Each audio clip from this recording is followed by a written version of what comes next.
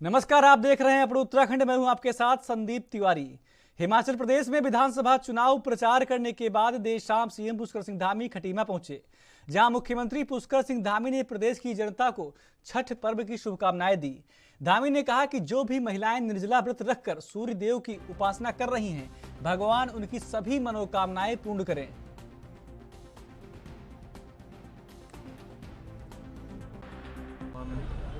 सूर्यदेव की उपासना का ये त्यौहार है, पर्व है, महापर्व है। भगवान सूर्य हम सब पर कृपा करें, सभी के जीवन में मंगल करें और जो बहनें माताएं अपना निर्जला व्रत कर रही हैं उन सब की मनोकामनाएं पूर्ण करें। ये सृष्टि का त्यौहार, ये छठ का त्यौहार प्रकृति को समर्पित त्यौहार है। भगवान सूर्य जिसके कारण से संपूर्ण जीवन चलता है, उनकी कृपा हम सब पर बनी रहे। मैं सभी को छठ महापर्व की। देहरादून में उत्तराखंड के मुख्यमंत्री पुष्कर सिंह धामी ने रन फॉर यूनिटी एवं रन अगेंस्ट ड्रग्स पर आधारित उत्तराखंड पुलिस द्वारा आयोजित देहरादून मैराथन में हिस्सा लिया। इस दौरान गायक कैलाश खेर भी उपस्थित रहे। इस दौरान सीएम ने कहा कि हम एक राष्ट्र को एकता के सूत्रों में पिरोने वाले सरदार वल्लभ भाई पटेल का स्मरण कर रहे हैं। 2025 तक ड्रग्स फ्री उत्तराखंड का जो हमारा संकल्प है, वो भी आज युवाओं की मैराथन के कारण अधिक जागरूकता फैलाने का काम करेगा और हम अपने लक्ष्य में सफल होंगे।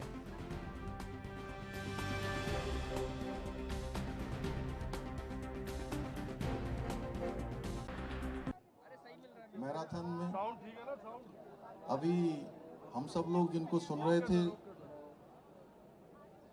जो समाज के क्षेत्र में, सेवा के क्षेत्र में अनेकों काम, जैसे आज की ये दौड़ उनके सहयोग से यहाँ पर पुलिस विभाग संपादित कर रहा है।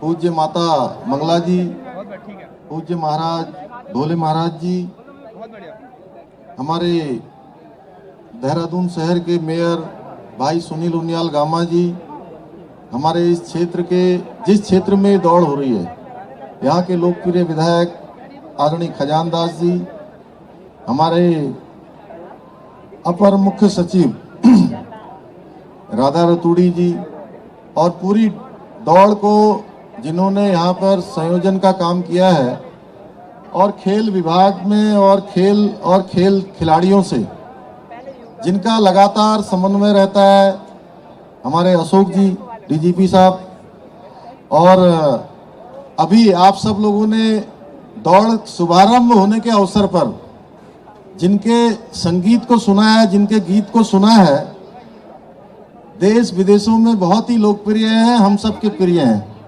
भाई कैलाश खेर जी, और हमारा युवा जिन्होंने पहाड़ से उतरकर आप सबके सामने अपनी बात रखी, भाई गौरव मनकोटी जी, एवं मंच पर उपस्थित हमारे सभी अधिकारीगण, पुलिस विभाग के सभी अधिकारीगण, इस आयोजन में अपना योगदान देने वाले सभी विभिन्न खेल संघों से आए हुए प्रतिनिधिगण, और जिनके निमित्त ये शानदार मैराथन होने वाली है, ऐसे मेरे सभी युवा भाइयों एवं बहनों, उपस्थित पत्रकार मित्रों, छायाकार बंधुओं, मैं आप सबकी इतनी संख्या देखकर कह सकता हूं कि जो हमारे देश के प्रधानमंत्री मोदी जी का स्वप्न है और जो संकल्प है, एक भारत श्रेष्ठ भारत, जिसको हमारे देश के पहले गृह मंत्री सरदार वल्लभ भाई पटेल जी ने गढ़ने का काम किया था, वो साकार हो रहा है और वो संकल्प सिद्ध हो रहा है। आज के अवसर पर दूसरी बात, जहां हम एक बार रन फॉर यूनिटी के लिए मैराथन कर रहे हैं, वहीं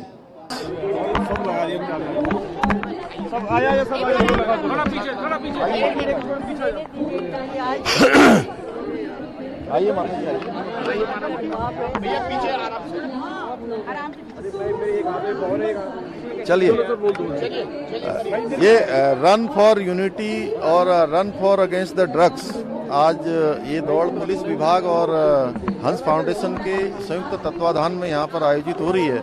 यह निश्चित रूप से जहां हम राष्ट्रीय एकता के एक राष्ट्र को एकता के सूत्रों में पिरोने वाले सरदार वल्लभ भाई पटेल का स्मरण कर रहे हैं, हमारे देश के प्रधानमंत्री मोदी जी का एक भारत श्रेष्ठ भारत के सपने को, उनके संकल्प को साकार करने के लिए हजारों हजार युवा आज यहाँ पर आए हुए हैं।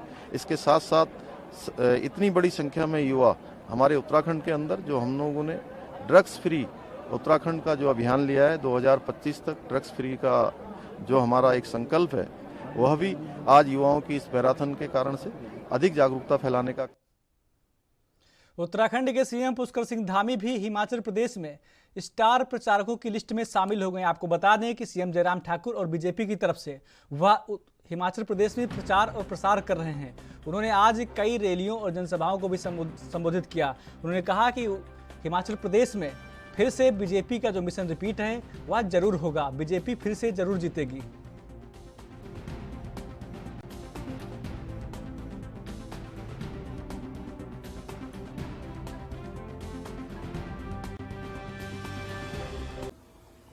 आदरणीय सुखराम जी ने बहुत सारी बातें रखी हैं। भाइयों बहनों, मैं जानता हूं पोंटा साहब का मेरा हर भाई बहन बहुत बड़े दिल वाला है, और मेरा कोई भी भाई कोई भी बहन, आज मैं आपके पड़ोस से आया हूं, ऐसा लगता नहीं है जैसा अभी सुखराम जी ने बहुत सारी बात बताई।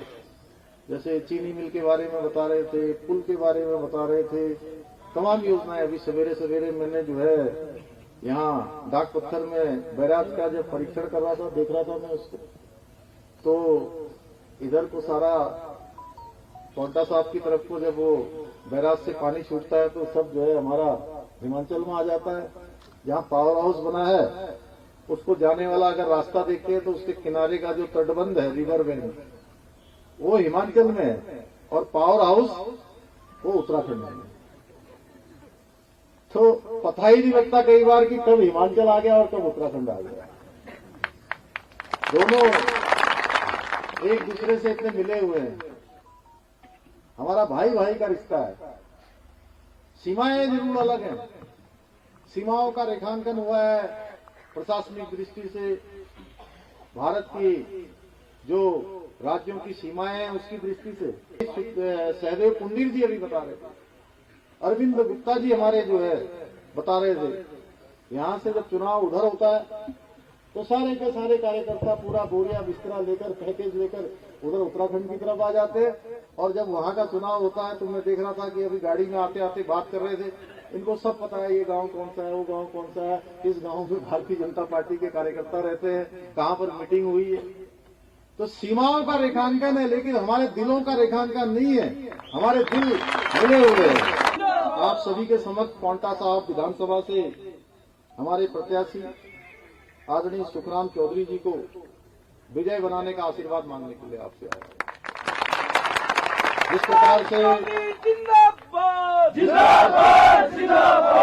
प्रकार से आपने सारे चुनाव में, पिछले 2017 के चुनाव में 12,000 से भी ज्यादा मतों से इस विधानसभा से आपने सुखराम जी को चुनाव जिताकर भेजा था, और उसका परिणाम है ये अभी गिना रहे थे। समय की कमी है क्योंकि मुझे आगे जाना है, नहीं तो ये गिनाते गिनाते रहते तो कई घंटे बीत जाते, लेकिन यहाँ के विकास कामों की जो लिस्ट है वो पूरी नहीं होती। एक बार और मैं आप सबके इस उत्साह को देखकर कह सकता हूँ, आपकी यहाँ पर उपस्थिति को देखकर कह सकता हूँ, इतनी बड़ी में हमारी माताएं बहनें आई हैं, बड़े बुजुर्ग आए, नौजवान आए, जो कह रहे हैं एक बार नहीं बार बार सुखराम जी। क्या कह रहे हैं? एक बार नहीं बार बार, एक बार सुखराम जी, बार बार सुखराम जी। तो बार बार जो है सुखराम जी को यहाँ से आप लोग अवश्य जिताएंगे, इसमें मुझे कोई संशय नहीं है कि एक बार फिर से यहाँ कमल का फूल खिलने जा रहा है। जहाँ देवादिदेव महादेव की कृपा से आच्छादित हिमाचल है, उत्तराखंड में रहने वाले लोगों पर भी हमेशा भगवान की कृपा बनी रहती है। भगवान बाबा केदारनाथ की कृपा बनी रहती है, वहाँ बद्री विशाल की कृपा बनी रहती है, गंगोत्री यमुनोत्री जैसे अनेकों धाम उत्तराखंड के अंदर है, वैसे ही हिमाचल के अंदर जहाँ मणि महेश है, हिडम्बा मंदिर है, ज्वाला जी का मंदिर है, माँ चिंतपूर्णी मंदिर है, अनेकों ऐसे स्थान है, माँ चामुंडा का स्थान है, अनेकों स्थान, अनेकों तीर्थ स्थल है, जहाँ आदरणीय मोदी जी के नेतृत्व में भारतीय जनता पार्टी की केंद्र की सरकार आज बहुत मजबूती से काम कर रही है।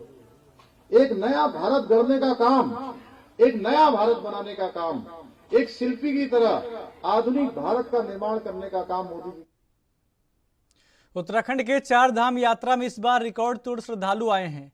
इसको लेकर कहीं ना कहीं जो सुविधाएं थी श्रद्धालुओं को मिली। आपको बता दें कोरोना काल के बाद ये पहली 4 धाम यात्रा ऐसी हुई है जब इतने श्रद्धालुओं के पहुंचने की संभावनाएं थी। पहले से तैयारियां भी अच्छी खासी की गई थी। वहीं देहरादून के आपको बता दें कि परिवहन अधिकारी सुनील शर्मा ने भी माना है कि इस बार 4 धाम यात्रा सफल हुई है। उन्होंने कहा कि 4 धाम यात्रा में एक हादसा बस खाई में गिरने से जरूर हुआ, लेकिन अब आगे और अधिक सुधार 4 धाम यात्रा में किया जाएगा।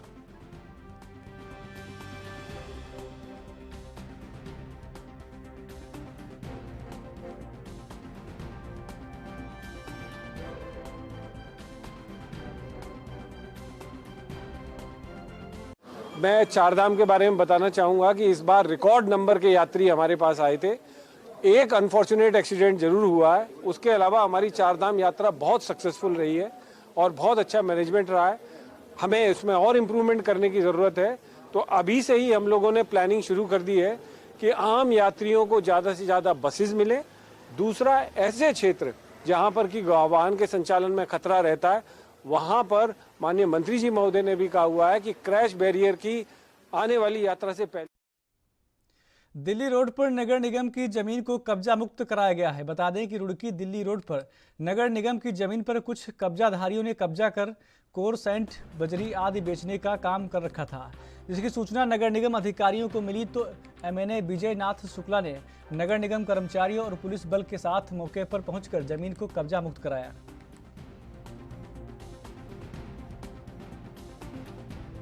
यहाँ पर नगर निगम की भूमि है जो नगर निगम द्वारा क्रय की गई है। उस पर कुछ लोगों द्वारा बिल्डिंग मटेरियल का सामान डाल के अस्थायी रूप से कब्जा करने का प्रयास किया गया था। उसको यहाँ पे आज हटवाया गया। ये शिकायत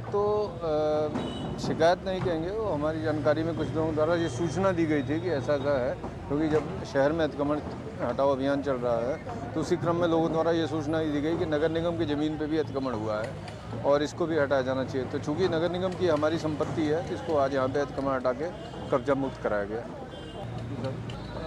नाम से तो मैं वाकिफ़ नहीं हूँ, क्योंकि अस्थायी सामान था और बिल्डिंग मटेरियल डाल के कब्जा करने का प्रयास कहेंगे, क्योंकि बिल्डिंग मटेरियल कब्जा तो क्या कहें, लेकिन यहाँ पे बिल्डिंग मटेरियल डाल के यहाँ से व्यापार किया जा रहा था, उसको हटवाया गया। बिल्कुल निसंदेह मैं ये कहना चाहूँगा, मैं सभी से ये कहना चाहूँगा कि स्पष्ट निर्देश दिए गए हैं कि किसी भी ज़मीन पे, सरकारी भूमि पे कोई अतिक्रमण ना करे और कब्जा करने का प्रयास ना करे। आगे कोई भी जानकारी मिलती है और चंपावत जिले की साइबर पुलिस टीम ने साइबर ठगों के विरुद्ध बड़ी कार्रवाई को करते हुए ऑनलाइन ठगी करने वाले 9 अभियुक्तों को गिरफ्तार कर लिया है। साथ ही ठगी का शिकार हुए पीड़ितों के पैसे भी पुलिस ने वापस करवा दिए हैं। आपको बता दें कि अलग अलग माध्यमों से 9 व्यक्तियों से हुई ऑनलाइन धोखाधड़ी में कुल 6,04,440 रुपये की धनराशि वापस पीड़ितों के खाते में डलवाई गई है। चंपावत के पुलिस अधीक्षक देवेंद्र पींचा ने इसे चंपावत पुलिस की साइबर ठगों के खिलाफ अभी तक की सबसे बड़ी कार्रवाई बताते हुए पुलिस टीम को नगद 10,000 रुपये की धनराशि इनाम के स्वरूप दी है। वहीं ठगी के शिकार हुए लोगों ने अपनी धनराशि वापस मिलते ही खुशी जताते हुए चंपावत पुलिस का आभार जताया है।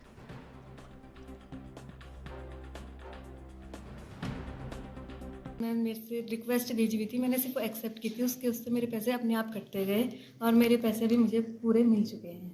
इसमें मैं पुलिस का बहुत बहुत धन्यवाद करती हूँ कि इन्हें मेरे पैसे दिलाने में मेरी सहायता। पतंजलि योगपीठ में आँख के इलाज के लिए मैंने उस साइट पे गया था, तो वहाँ से ठगी हुई मेरे साथ और तो मुझे वो विश्वास नहीं था कि मेरे पैसे वापस आएंगे करके। मैं तो पुनः आप सभी चंपावत साइबर टीम, समस्त पुलिस टीम का ज्ञापित करता हूँ। देखिए, ये कुछ समय से जो साइबर ठगी केसेस हो रहे थे हमारे द्वारा, इसमें तत्काल लगातार इसमें FIR भी लिखी जा रही थी। तो मेरे द्वारा इसमें 2 टीमें, बड़ी टीमें, एक बंगाल और बिहार की तरफ और एक हमने राजस्थान और हरियाणा की तरफ में भेजी थी, जो साइबर ठगों को पकड़ने के लिए जो केसेस हुए उसको वर्कआउट करने के लिए भेजी थी। उसमें पिछले 10-15 दिनों से उन्होंने लगातार काफ़ी अच्छा काम करते हुए 8 केसेस का हमने इसमें खुलासा किया था। 9 अभियुक्त जो थे उनको वहाँ पर गिरफ्तार करके 41 का नोटिस तामील कराया, तथा जो हमारे 8 जो पीड़ित व्यक्ति थे, जो उनको लगभग 6 लाख से अधिक की धनराशि, जो कि लगभग उनकी जो गई धनराशि का 100% ही है, वो सारा हमने उनको वापस भी करवा दिया है। तो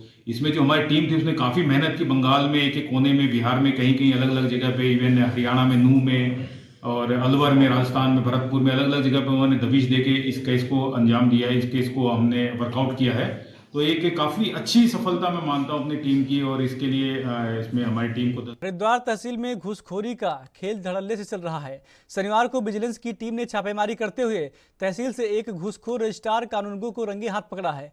हरिद्वार के एक व्यक्ति ने विजिलेंस को शिकायत कर बताया था कि राजेश मारवाह नाम का कानूनगो दाखिल खारिज करने की एवज में उससे 2,800 रुपए की रिश्वत मांग रहा था। शिकायत मिलने के बाद विजिलेंस की टीम ने जाल बिछाया और रंगे हाथ आरोपी को गिरफ्तार कर लिया है। आपको बता दें कि देहरादून से आई विजिलेंस की टीम की कार्रवाई से तहसील के अधिकारियों और कर्मचारियों में हड़कंप मच गया है। बंद कमरे में आरोपी कानूनगो से घंटों तक पूछताछ के बाद देर रात विजिलेंस की टीम उसे अपने साथ लेकर रवाना हुई। तहसील के अधिकारी मामले में बात करने से बच रहे हैं।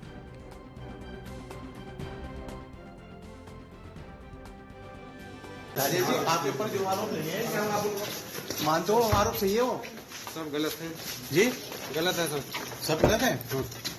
चलो, क्या फंसाया जा रहा है आपको? हाँ, जबरदस्ती फंसाएगा। कितने का आरोप है? फोन तो पीछे, इधर फोन तो पीछे, पीछे हो रहा फोन, थोड़ा पीछे हो रहा है, शॉर्ट बनने दो।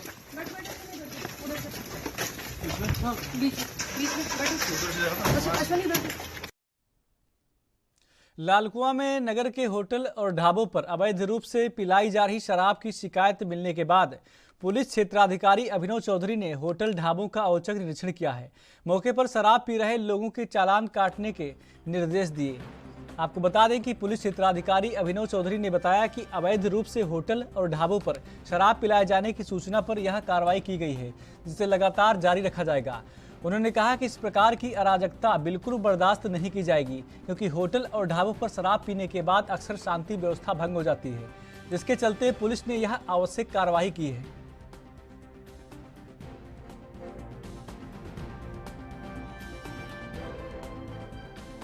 ये काफ़ी दिन से लालकुआं क्षेत्र में शिकायतें मिल रही थी कि कुछ जो होटल ढाबे हैं शाम के टाइम कुछ लोग यहाँ बैठ के शराब पीते हैं, कुछ होटल वाले शराब पिलाते भी हैं। तो उसी प्रक्रिया में ये लगातार जो है छापेमारी की जा रही है, जो लालकुआं पुलिस है उसके द्वारा, कि होटल में ना तो लोग शराब पिलाएं और ना इस तरह की हरकतें हों। क्योंकि जब लोग शराब पी के यहाँ से जाते हैं तो आसपास के जो लोग हैं वो भी उनका विरोध करते हैं और इसमें लड़ाई झगड़े होने की भी संभावना रहती है। तो एक तरह से शहर की सफाई करने के लिए उनके लगातार चालान काटे जा रहे हैं, और कुछ जो लोग लगातार इस तरह के काम करते आ रहे हैं उनके खिलाफ मुकदमा।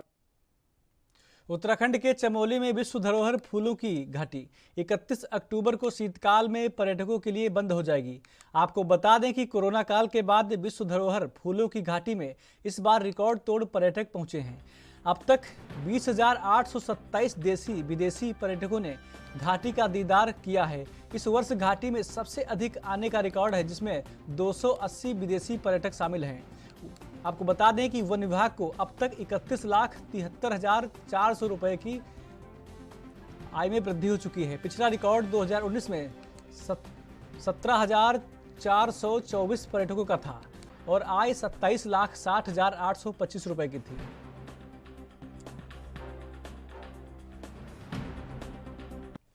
उत्तराखंड के खास बुलेटिन में मेरे साथ इतना ही। बाकी देश प्रदेश की तमाम खबरों के लिए देखते रहिए ANB न्यूज़। नमस्कार।